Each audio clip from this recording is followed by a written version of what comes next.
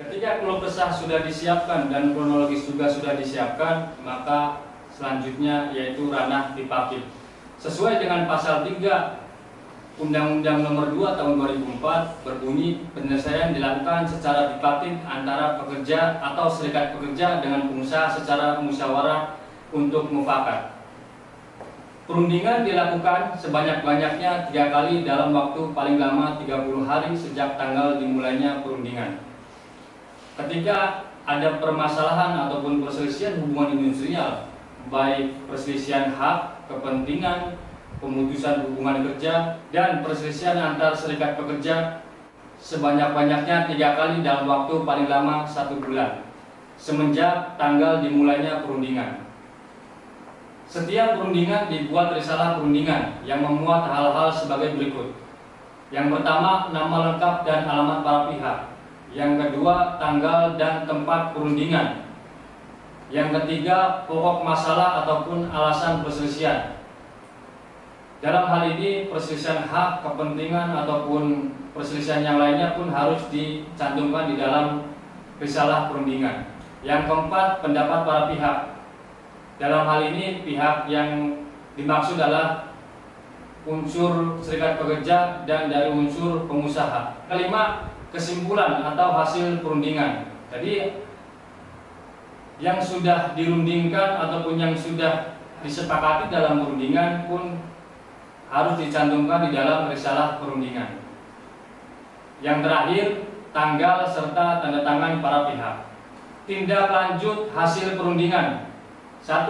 Apabila terjadi kesepakatan, dibuat perjanjian bersama secara tertulis dan ditandatangani oleh para pihak. Perjanjian bersama tersebut mengikat dan menjadi hukum serta wajib dilaksanakan oleh para pihak. Didaftarkan oleh para pihak kepada Pengadilan Hubungan Industrial untuk mendapatkan akta bukti pendaftaran. Apabila perjanjian bersama tidak dilakukan oleh salah satu pihak, maka pihak yang dirugikan dapat mengajukan eksekusi. Apabila gagal mencapai kesepakatan, salah satu pihak dapat mencatatkan perselisihan tersebut kepada Disnaker setempat disertai dengan bukti upaya penyelesaian, yaitu berupa risalah perundingan. Dalam perundingan bipartit ada beberapa hal-hal yang harus diperhatikan. Yang pertama, setiap keluh kesah dibuat secara tertulis dengan mengisi formulir keluh kesah. Yang kedua, buat kronologi kejadian. Siapkan data ataupun bukti pendukung.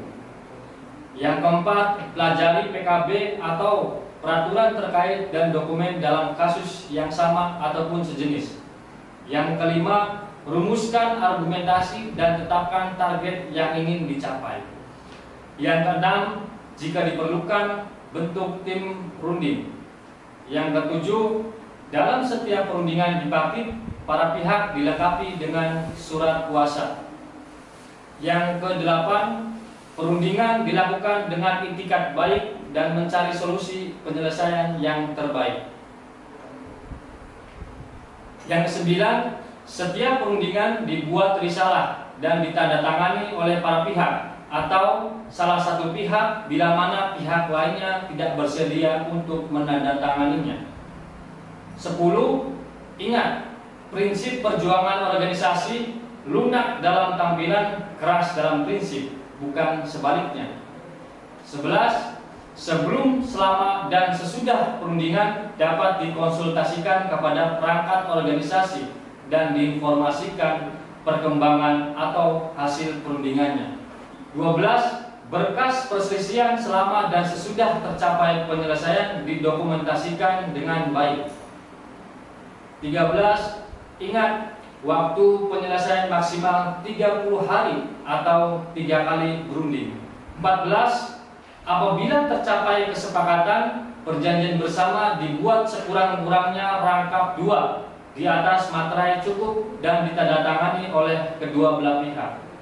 15. Perjanjian bersama didaftarkan kepada Pengadilan Hubungan Industrial yang berisi 1. Surat permohonan pendaftaran, 2. Perjanjian bersama asli bermaterai, Yang ketiga, SK pencatatan serikat pekerja dari Disnaker.